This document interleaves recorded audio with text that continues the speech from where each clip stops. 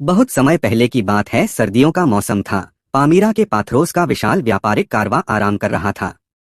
पाथरोस दुनिया का महान सेल्समैन था। हाफिद पाथरोस के मवेशियों की देखभाल करता था। हाफिद को अपना काम पसंद नहीं था और वह व्यापारी बनना चाहता था। पाथरोस ने हाफिद को समझाया कि व्यापारी का काम कठिन है, लेकिन हाफिद अपनी बात पर डटा रहा और कहा, मैंने आपके मुंह से यह कई बार सुना है कि किसी और बिजनेस में अमीर बनने की इतनी संभावना नहीं है जितनी कि सेल्समैनशिप में। इसमें गरीबी से अमीरी का सफर चुटकियों में तय किया जा सकता है। और मेरी नज़र में गरीबी का मतलब है योग्यता या महत्वाकांक्षा की कमी, और मैं जानता हूं कि मुझ में न तो योग्यता की कमी है, न ही महत्वाकांक्षा की। यह सुनकर पाथरोस ने कहा, तुम्हें अब भी यह सिद्ध करना है कि तुम में शब्दों के अलावा भी कुछ दम है, क्योंकि शब्द सिर्फ हवा होते हैं। पाथरोस ने हाफिद को एक बेहतरीन वस्त्र दिया जिसे बेथलेहम नाम की जगह पर बेचने के लिए कहा। वहां बहुत गरीब लोग रहते थे और पाथरोस ने कहा, मुझे इस वस्त्र का एक चांदी का सिक्का चाहिए। यह तुम पर है कि तुम इसे कितने में बेचते हो। बेथलेहम में 4 दिन बीत गए। जिस वस्त्र को लेकर वह करवा से खुशी खुशी चला था, वह अब भी उसके खच्चर पर लदा था। शंकाएं उसके मन को विचलित करने लगीं और उसके मन में ये सवाल उठने लगे, लोग मेरी पूरी बात क्यों नहीं सुनते? मैं किस तरह लोगों का ध्यान आकर्षित करूं? मेरे 5 शब्द कहने से पहले ही लोग दरवाजा बंद क्यों कर देते हैं? लोग बाद मेरी बातों में दिलचस्पी क्यों नहीं लेते और थोड़ी देर में ही क्यों चल देते हैं? क्या इस शहर में हर आदमी गरीब है? मैं उनकी इस बात का क्या जवाब दूं कि माल तो उन्हें बहुत पसंद है, परंतु इसे खरीदने के लिए उनके पास पैसे नहीं हैं। इतने सारे लोग मुझसे यह क्यों कहते हैं कि मैं बाद में किसी और समय अपना माल बेचने आऊं? मुझसे एक वस्त्र नहीं बिक पा रहा है, दूसरे लोग इतना सारा सामान किस तरह बेच लेते हैं? जब भी मैं किसी बंद दरवाजे के पास जाता हूं तो मुझे इतना डर क्यों लगता है? मैं अपने मन से इस डर को कैसे निकालूं? कहीं ऐसा तो नहीं कि दूसरे सेल्समैनों की तुलना में मेरे सामान की कीमत ज्यादा हो? उसने अपनी असफलता पर अफसोस जाहिर करते हुए कहा, कल मैं इस वस्त्र को जरूर बेचूंगा। कल जल्दी सुबह बेचना शुरू करूंगा और हर आने जाने वालों से बात करूंगा और कुछ ही समय में चांदी के सिक्के के साथ पाथरोस के कारवां की ओर रवाना हो जाऊंगा। फिर वह गुफा की तरफ चल दिया जहां उसका खच्चर था। हाफिद ने देखा कि गुफा में एक दाढ़ी वाला आदमी और एक युवा महिला और उनका नवजात शिशु सर्दी में कांप रहे हैं। यह देखकर हाफिद के भीतर अजीब सा एहसास हुआ। फिर हाफिद ने अपने कीमती लाल वस्त्र को खोला और सोए हुए बच्चे के चारों तरफ आहिस्ता से लपेट दिया। उसके ऊपर आसमान में एक चमकदार सितारा चमक रहा था। हाफिद ने अब तक जितने सितारे देखे थे, इस सितारे की चमक उन सभी सितारों से ज्यादा थी। वह पाथरोस के कारवां की ओर चल दिया। हाफिद का खच्चर बहुत धीमी चाल से चल रहा था। हाफिद का सिर नीचे था, इसलिए उसने यह नहीं देखा कि वह चमकता हुआ सितारा उसे रास्ता दिखा रहा था। हाफिद पाथरोस के कारवां पहुंचा ही था, तभी पाथरोस आया और आश्चर्य के भाव से पूछा, क्या तुम सीधे बेथलेहम से आ रहे हो? हाँ मालिक, हाफिद ने कहा। क्या तुम्हें इस बात से डर नहीं लगा कि एक सितारा तुम्हारा पीछा कर रहा था? मैंने देखा ही नहीं मालिक, हाफिद ने कहा। देखा ही नहीं? 2 घंटे पहले मैंने इस सितारे को बेथलेहम के ऊपर उगते हुए देखा था, तब से मैं इस जगह से हिला भी नहीं। मैंने इतना रंगीन और चमकदार सितारा अपनी जिंदगी में पहले कभी नहीं देखा। फिर मेरे देखते ही देखते यह आसमान में चलने लगा और हमारे कारवां की तरफ आने लगा। अब यह बिल्कुल तुम्हारे सिर के ऊपर है और भगवान की कसम, अब यह बिल्कुल भी नहीं बढ़ रहा है। पाथरोस ने जब देखा कि खच्चर पर वस्त्र नहीं है तो उसने हाफिद से पूछा, मुझे बताओ कि तुमने कैसे वस्त्र बेचा? हाफिद ने बेथलेहम में जो हुआ वो बता दिया। पाथरोस ने कहा, मेरे बच्चे, इस यात्रा से तुम्हें ज्यादा लाभ नहीं हुआ, परंतु मुझे इससे बहुत लाभ हुआ है। तुम्हारे पीछे आने वाले सितारे ने मुझे ऐसे अंधेपन से मुक्ति दिला दी है जिसके बारे में मैं तुम्हें अभी कुछ नहीं बता सकता। जब हम पामीरा पहुंच जाएंगे तो मैं तुम्हें विस्तार से पूरी बात बताऊंगा। कारवां के पामीरा लौटने के कुछ दिन बाद हाफिद जब अस्तबल में अपनी घास की खटिया पर सो रहा था तो उसे पाथरोस का बुलावा आया। पाथरोस बीमार था और कमजोर हो गया था। पाथरोस ने हाफिद से कहा, मेरे बच्चे, तुम्हें अपनी महत्वाकांक्षाओं के बारे में फिर से सोचने के लिए कुछ दिनों का वक्त मिला था। तुमने क्या सोचा? क्या तुम अब भी महान सेल्समैन बनना चाहते हो? हाफिद ने कहा, हाँ मालिक। पाथरोस ने हाफिद से इस बिस्तर के नीचे रखे छोटे संदूक को बाहर निकालो को कहा और बताया कि कई साल पहले मैं मवेशी पालक से भी गया गुजरा था। तब मैंने पूर्वी देश के एक यात्री को 2 लुटेरों से बचाया था। वह मुझे इनाम देना चाहता था। मेरे मना करने पर भी वह नहीं माना। चूंकि मेरे पास न कोई परिवार था न ही धन दौलत, इसलिए उसने मुझसे आग्रह किया कि मैं उसके साथ उसके घर चलूं, जहां उसने मुझे अपने परिवार में शामिल कर लिया। एक दिन जब मैं अपने नए जीवन का आदी हो गया तो उसने मुझे यह संदूक दिखाया। इसके भीतर चमड़े के 10 ताड़पत्र थे, जिसमें से हर एक पर नंबर डला हुआ था। पहले ताड़पत्र में ज्ञान का रहस्य छुपा हुआ था। बाकी ताड़पत्रों में वे रहस्य और सिद्धांत थे जो सेल्समैनशिप में सफलता हासिल करने के लिए आवश्यक है। अगले साल मुझे हर रोज इन ताड़पत्रों के अनमोल शब्दों को रटाया गया और मैंने हर ताड़पत्र पर लिखे शब्द पूरी तरह रट लिए। उसमें लिखे शब्द मेरे जीवन का हिस्सा बन गए, मेरे सोचने का तरीका बन गए, मेरी आदत बन गए। परंतु चमड़े के यह ताड़पत्र मैं न तो किसी को दे सकता था, न ही इनके सिद्धांत किसी को बता सकता था, जब तक कि मुझे एक विशेष संकेत न दिख जाए जो मुझे बता दे कि यह ताड़पत्र मुझे किसके हवाले करना है। आखिरकार मुझे वह आदमी मिल ही गया जिसे मैं यह संदूक दे सकूं। अजीब बात है कि जैसे ही मुझे यह पता चला कि मुझे योग्य उत्तराधिकारी मिल गया, मेरे जीवन की ऊर्जा धीरे धीरे कम होने लगी। अब मैं मौत के कगार पर हूं, परंतु मेरी लंबी खोज खत्म हो चुकी है और अब मैं इस संसार से विदा ले सकता हूं। जब तुम इन ताड़पत्रों के सिद्धांतों को जीवन में उतारोगे तो तुम इतने अमीर बन जाओगे जिसका तुम सपने में भी अंदाजा नहीं लगा सकते। मेरी शर्त यह है कि तुम अपनी आधी कमाई जरूरतमंदों और बदनसीबों में बांट दोगे। इसमें किसी तरह की कमी नहीं होना चाहिए। मंजूर? हाँ मालिक, हाफिज ने कहा। और अब सबसे महत्वपूर्ण शर्त, इन ताड़पत्रों या इनमें लिखे हुए सिद्धांतों को तुम न तो किसी को बताओगे न ही इनका जिक्र करोगे। एक दिन कोई आदमी आएगा जो तुम्हें कोई संकेत देगा, जैसे तुम्हारे सितारे और परोपकार के कार्य से मुझे मिला था। जब यह होगा तो तुम इस संकेत को पहचान लोगे, चाहे सामने वाले आदमी को यह पता ही नहीं हो कि उसे इसके लिए चुना गया है। जब तुम्हारा दिल तुम्हें बता दे कि तुम सही हो तो तुम उसे यह संदूक दे दोगे, और जब तुम यह काम कर दोगे तो उस आदमी पर कोई शर्त लागू नहीं होगी जिस तरह तुम पर या मुझ पर लागू हुई थी। बरसों पहले जो लिफाफा मुझे दिया गया था उसमें यह लिखा था कि इन ताड़पत्रों को हासिल करने वाला तीसरा आदमी इस संदेश को पूरी दुनिया में जिसे चाहे उसे सुना सकता है। क्या तुम इस तीसरी शर्त को मानते हो? मानता हूं, हाफिज ने कहा। ताड़पत्रों का संदूक लेकर हाफिज अपने खच्चर के साथ दमिश्क शहर पहुंचा। सफर की थकान के मारे उसे पता ही नहीं चला कि वह कब सो गया।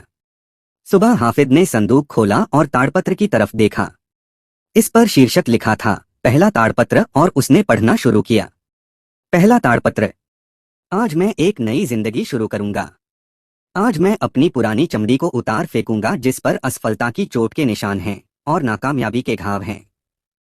आज मेरा नया जन्म होगा और मेरा जन्म एक अंगूर के बाग में होगा जहां सबके लिए फल होंगे। मैंने जो कैरियर चुना है उसमें सफलता के बहुत अवसर हैं, परंतु इसमें दुख और निराशा भी कम नहीं है। इस राह में इतने लोग असफल हुए हैं कि अगर उन्हें एक के ऊपर एक रखा जाए तो इतना ऊंचा ढेर लग जाएगा कि दुनिया के पिरामिड भी छोटे दिखने लगेंगे। असफल और सफल लोगों में केवल आदतों का फर्क होता है।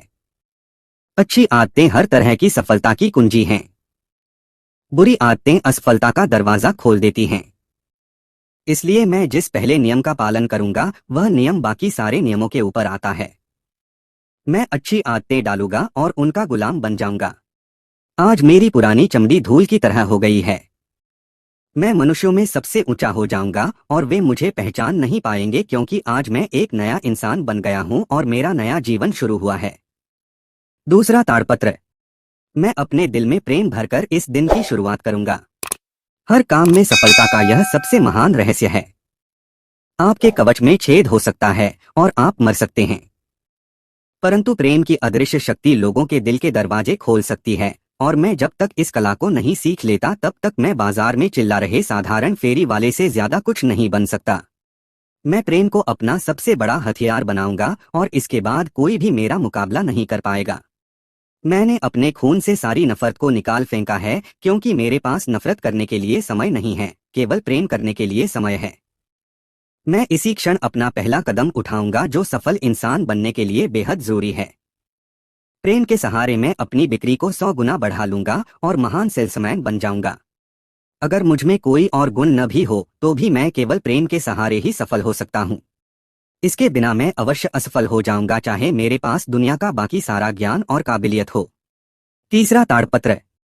मैं तब तक जुटा रहूंगा जब तक कि मैं सफल न हो जाऊं।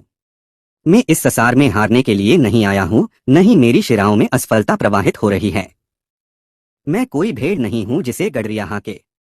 मैं एक शेर हूं और मैं भेड़ों के झुंड की तरह बात करने, चलने और सोने से इनकार करता हूं। मुझे यह नहीं पता कि अपने लक्ष्य तक पहुंचने के लिए मुझे कितना फासला तय करना है। हो सकता है कि मुझे हजारवें कदम पर भी असफलता का सामना करना पड़े, पर हो सकता है कि सफलता सड़क के अगले मोड़ पर छपी हुई हो। मैं उस बारिश की बूंद की तरह बनूंगा जो पहाड़ को धो देती है, उस चींटी की तरह जो शेर को चट कर जाती है, उस सितारे की तरह जो धरती को रोशन करता है, उस कारीगर की तरह जो पिरामिड बनाता है। मैं अपने महल को एक बार में एक एक ईंट करके बनाऊंगा, क्योंकि मैं जानता हूं कि अगर छोटे छोटे प्रयास लगातार किए जाएं तो इंसान निश्चित रूप से सफल होता है। जब तक मेरे शरीर में सांस है, तब तक मैं अपने लक्ष्य को हासिल करने में जुटा रहूंगा, क्योंकि अब मैं सफलता के महानतम रहस्य को जान गया हूं। अगर मैं लंबे समय तक जुटा रहूंगा तो मैं निश्चित रूप से सफल हो जाऊंगा। चौथा ताड़पत्र। मैं प्रकृति का सबसे महान चमत्कार हूं। दुनिया शुरू होने के बाद से आज तक कोई भी इंसान ऐसा नहीं हुआ जिसके पास मेरे जैसा दिमाग, दिल, आंखें, कान, हाथ, बाल और मुंह हो। न तो आज से पहले कोई मेरे जैसा हुआ है, न आज कोई ऐसा है, और न ही आगे आने वाले कल में कोई ऐसा होगा जो बिल्कुल मेरी तरह चलता, बोलता और सोचता होगा। सभी मनुष्य मेरे भाई हैं, परंतु मैं उन सबसे अलग हूँ।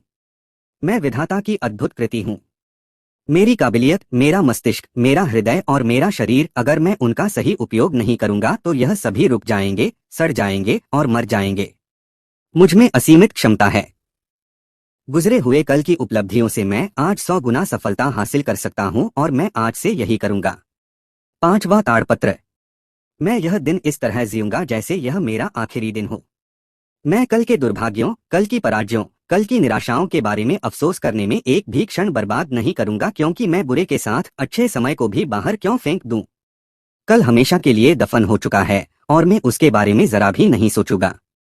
मैं सुबह का स्वागत इतना खुश होकर करूंगा जिस तरह वह कैदी करता है जिसकी मौत की सजा माफ कर दी गई हो। मुझे यह अतिरिक्त दिन जीने के लिए क्यों दिया गया है, जबकि मुझसे बेहतर कई लोग इस दुनिया से उठा लिए गए हैं। क्या मुझे अपना लक्ष्य हासिल करना है? क्या यह मेरे लिए एक और अवसर है ताकि मैं वह बन सकूं जो बनने की क्षमता मुझ में है? क्या प्रकृति का कोई लक्ष्य है? क्या आज के दिन में कल से बेहतर हो सकता हूं? मैं पहले से ज्यादा मेहनत करूंगा और अपनी मांसपेशियों से इतनी मेहनत करवाऊंगा कि वे दया की भीख मांगने लगें, और मैं इसके बाद भी कोशिश करता रहूंगा। मैं पहले से ज्यादा लोगों को अपना सामान बेचूंगा। मैं पहले से ज्यादा धन कमाऊंगा। आज का एक एक मिनट मेरे लिए गुजरे हुए कल के कई घंटों से ज्यादा फायदेमंद होगा। मेरा आखिरी दिन मेरा सर्वश्रेष्ठ दिन होना चाहिए। छठवां ताड़पत्र। आज मैं अपनी भावनाओं को काबू में रखूंगा। मैं अपनी इन भावनाओं को किस तरह काबू में रखूं ताकि मेरा दिन सार्थक हो, क्योंकि जब तक मेरी मनोदशा ठीक नहीं होगी मेरा दिन सफल नहीं हो सकता। वह कमजोर है जो अपने विचारों को अपने कार्यों पर हावी होने देता है, वह मजबूत है जो अपने कार्यों को अपने विचारों पर हावी होने के लिए मजबूर करता है। अगर मैं बारिश, अंधेरा, उदासी और निराशा लेकर अपने ग्राहकों के पास जाऊंगा तो वे भी बारिश, अंधेरे, उदासी और निराशा की प्रतिक्रिया देंगे और वे मुझसे कुछ भी नहीं खरीदेंगे। परंतु अगर मैं खुशी, उत्साह, रोशनी और हंसी लेकर अपने ग्राहकों के पास जाऊंगा तो वे भी खुशी, उत्साह, रोशनी और हंसी से भर जाएंगे, और मेरे अंदरूनी मौसम की वजह से मुझे बिक्री की फसल मिलेगी और मेरे खलिहान में सोना बरसने लगेगा। अगर मैं निराश हूं तो मैं गाऊंगा। अगर मैं दुखी हूं तो मैं हंसूंगा। अगर मैं बीमार हूं तो मैं दूना काम करूंगा। अगर मुझे डर लगता है तो मैं तेजी से आगे बढ़ जाऊंगा। अगर मैं खुद को हीन समझता हूं तो मैं नए वस्त्र पहनूंगा। अगर मैं अनिश्चय की स्थिति में हूं तो मैं अपनी आवाज बढ़ा दूंगा। अगर मैं गरीबी अनुभव करता हूं तो मैं आगे आने वाली दौलत के बारे में सोचना। अगर मैं खुद को अयोग्य समझता हूं तो मैं अपनी पिछली सफलता को याद करूंगा। अगर मैं खुद को महत्वहीन समझता हूं तो मैं अपने लक्ष्यों को याद करूंगा। आज मैं अपनी भावनाओं को काबू में रखूंगा। सातवां ताड़पत्र। मैं दुनिया पर हंसूंगा। मनुष्य के अलावा कोई प्राणी हंस नहीं सकता। पेड़ों को जब घाव लगते हैं तो उनमें से खून निकल सकता है। जानवर दर्द और भूख के मारे कराह सकते हैं, परंतु केवल मुझे ही हंसने का उपहार दिया गया है। आगे से मैं हंसने की आदत डालूंगा।